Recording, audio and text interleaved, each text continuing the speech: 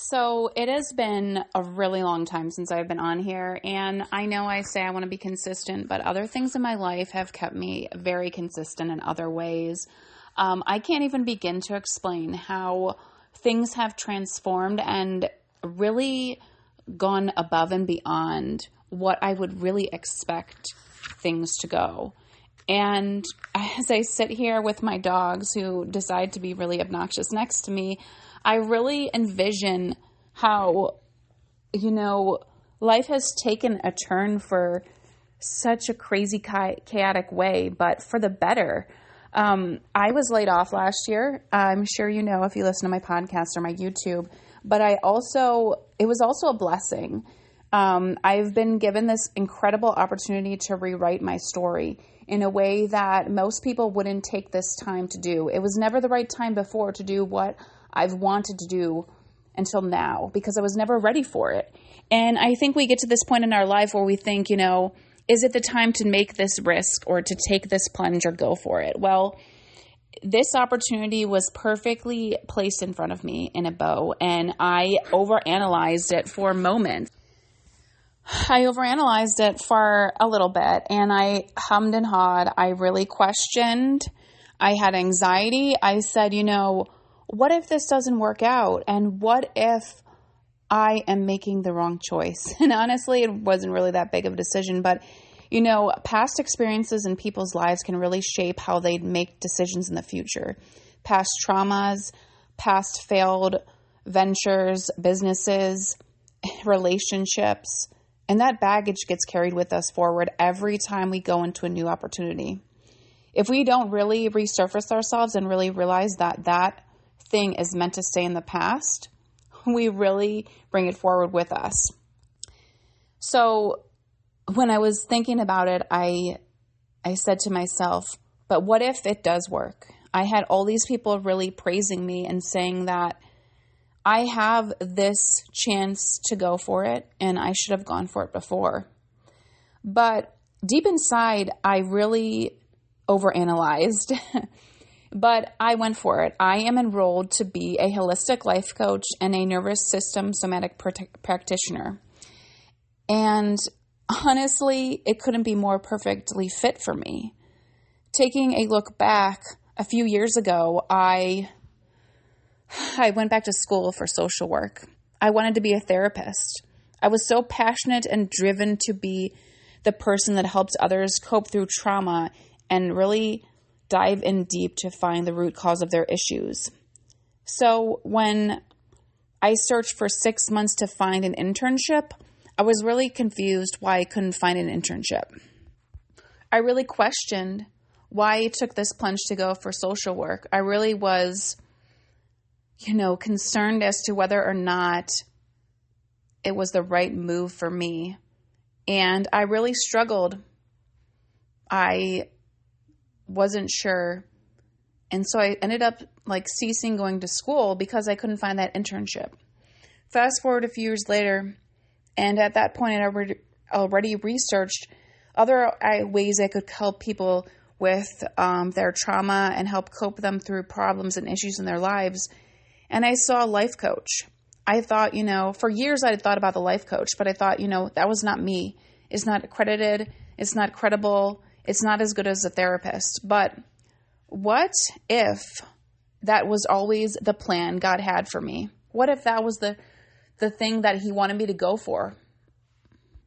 I sit here and I try not to get emotional, thinking of how everything aligned perfectly to get me to this point. I have to stop often to not get so emotional because, it really is a gift. I started this church group this week. Well, not this week, maybe 2 months ago, called Rooted. And what was so inspiring about the group was that we all came together for the same common cause. It was so great to be able to have other people that you could confide in, that you could relate to, that went through the same struggles as you. And the main purpose of the group was to bring and people together to have a common cause to serve God, to bring out and share the gospel with other people, and to connect and to have that connection, that community, that sense of belonging. And I think that's something that was really missing in my life before. I had joined Bible study after Bible study, and I felt the connection was not there. I wanted that deep connection. I wanted the need for people to connect on a deeper level. I don't want the surface level. I've dealt with surface level my entire life, and I want that depth. I want that need for each other, that common cause, that connection that can only be brought together if you decide to be vulnerable. And I think if you're not being vulnerable with yourself, what are you living for in this world? What are you living for? And we all have a purpose, and God has placed us here on this earth in this very moment for a reason. And maybe the thing doesn't make sense like right now, but in the future, it might make sense. And there's a reason you're placed where you are and why you are here. And I think if we fail to acknowledge our purpose, we're missing out. And that's what was so obvious when I looked back and I said, maybe even going to school for a little bit amount of time for social work and realizing that being a therapist, I could not divulge the amount of information and the amount of help that I would like to, that I could as a life coach. As a life coach, I can share and give more back to that person than I could as a therapist. I have this opportunity to do a lot more as, a holistic life coach and a nervous system practitioner because I have this ability to share more tools and things they can use. I can go more in depth with these opportunities. And I think logically about it, and I say, what if I don't ever get a client? But I have this energy that I'm putting out there that I'm certain that I will get a client because I want to help people. My entire life, I've been drawn to people that I can connect with and point them in the right direction for what they need. And I can give them the advice.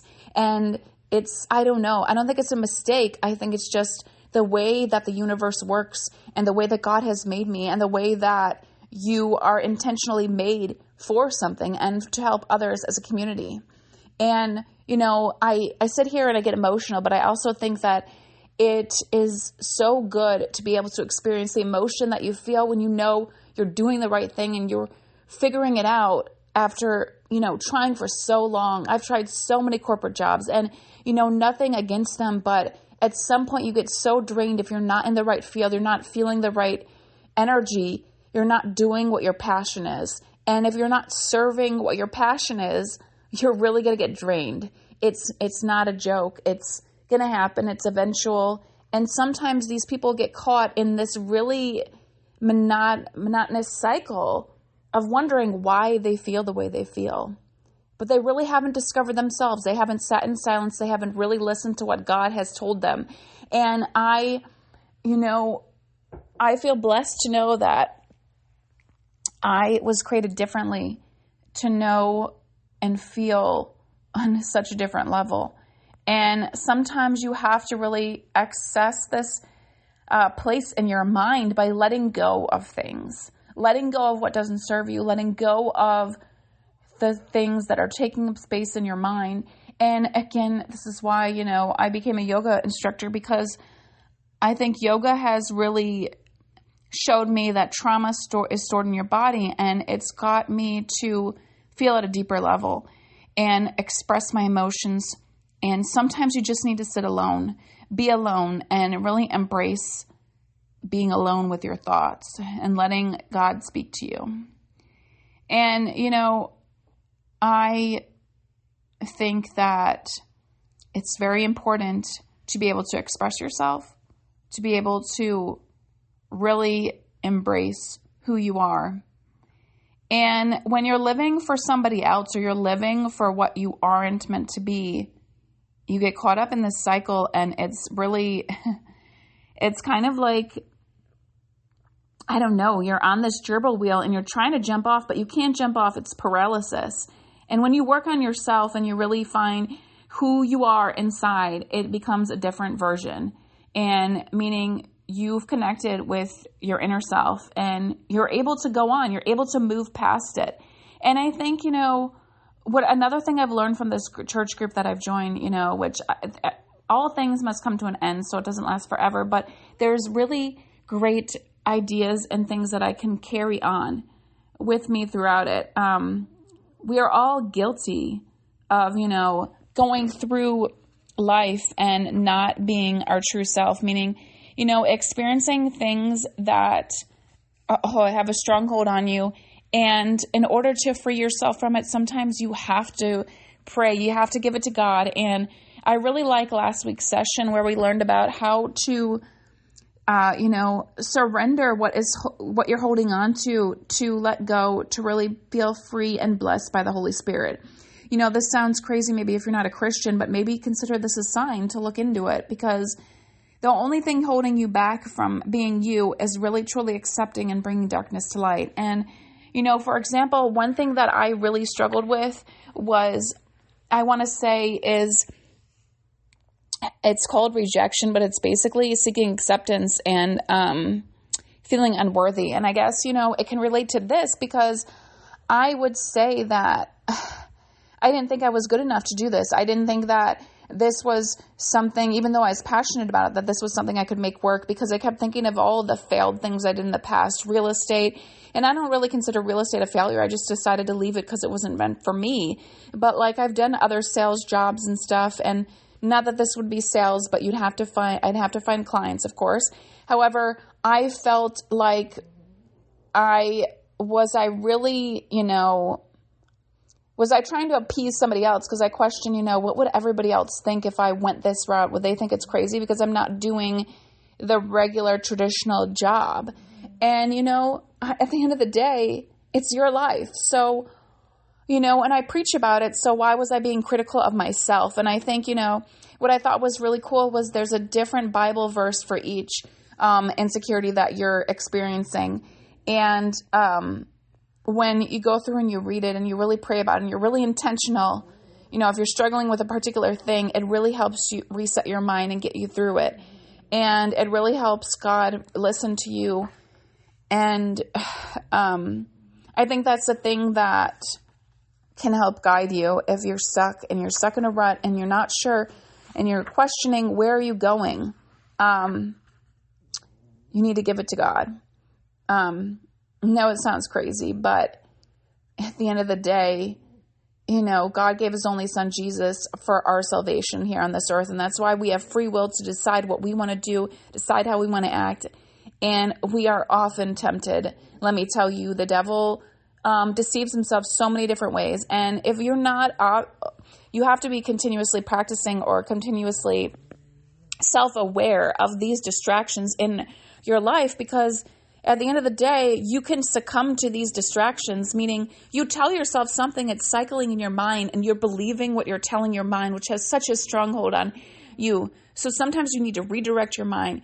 And sometimes I have that problem with anxiety, and I think something over and over again, and I think, this isn't possible. And that's what held me up for 3 years, because, I was really distraught when I left social work, and I don't think it was the right time for me to jump into this. I had to really dive in deep and think, was I going to give this my all? Because in the past, I've considered things to be a sprint and not a marathon.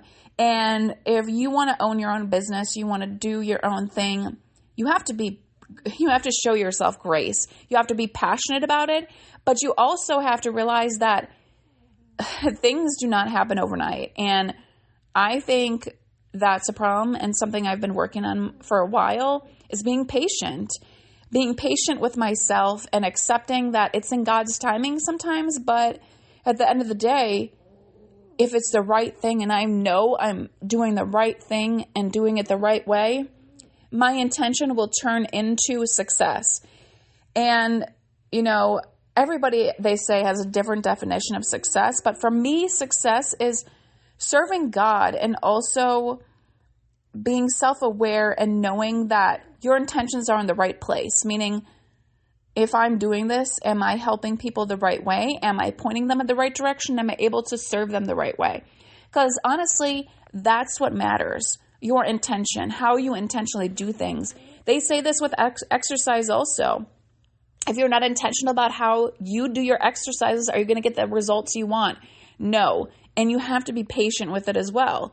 Nothing happens overnight. And if it happens overnight, are the results or the fruits of the labor going to be as rewarding as putting in the work? That's what you got to ask yourself. Because if you don't put in that work to see the results, what are you missing out on? You have to put in the work, because the work makes it so much more fruitful. And it's the discipline and consistency. And, life gets crazy monotonous. I'm not going to lie. And you get burnout. But you have to remind yourself to take breaks, show yourself grace, give yourself some time to breathe and relax, and then recenter yourself. Because if not, it's exhausting. It's draining. And then you lose focus. I'm telling you, you go all in, and I'm crazy. Sometimes I go all in. I'm not going to lie, but you go all in and you're burnt out and you're like, I'm so sick of this. I don't even like this anymore. It's not my passion, but you can't tell because you have zero clarity, because you went in so fast and you didn't take a break and you didn't set your focus somewhere else, which is why I probably started 5 million hobbies and never finished one successfully. Is because, like wire wrapping jewelry, is because I was so caught up in perfection the first few times I did it, which is hard. And I gave up because I couldn't figure it out, and I was sick of it, and I spent too much time, and I needed to take a break. And that applies to life. So if you're burnt out, you're not sure, you have zero clarity, take a break, take a breather, and pray about it. And be intentional. Ask God. And God is always listening. And, if you're not a Christian and you're listening, and maybe this is your first time and you're not even sure, I promise you, God has never left your side. He's there. He's listening. He wants you to talk to him. But at the end of the day, what I will say is that you can't just throw away what you feel like you're meant for in this life. If you feel like you're not in the right place, pray about it. Maybe there's a purpose for why you are where you are, and it's not revealed yet. And just pray for clarity. Pray for, a sign to know what the next step might be. And just really spend time in God's word and see what shows up for you. But don't let yourself get lost in this monotonous cycle of life, because life is fun, it's exciting, it's exhilarating, and it's intentional, it's emotional, but it's only what you make of it. And if you decide to give up on it and you think that a job is just a job, there's so much more to it than that, because we are just letting society tell us how to live. And at the end of the day, what matters is how you decide to give back and give into this world. And you can't really say you've lived life if you're living for nothing. So experience life the right way and with purpose and intention. And don't forget to show yourself grace. So I should hopefully be on here more religiously. If you're new to listening to me, I do have a YouTube channel. It's under my name, Fawn Thayer. I also am on other social media sites as well. I would love for you to check it out. I'm on Instagram and Facebook. I am a yoga instructor and, working on getting my holistic life coaching certification, and really look forward to connecting with anybody. All right. Hope y'all have a glorious day. Bye.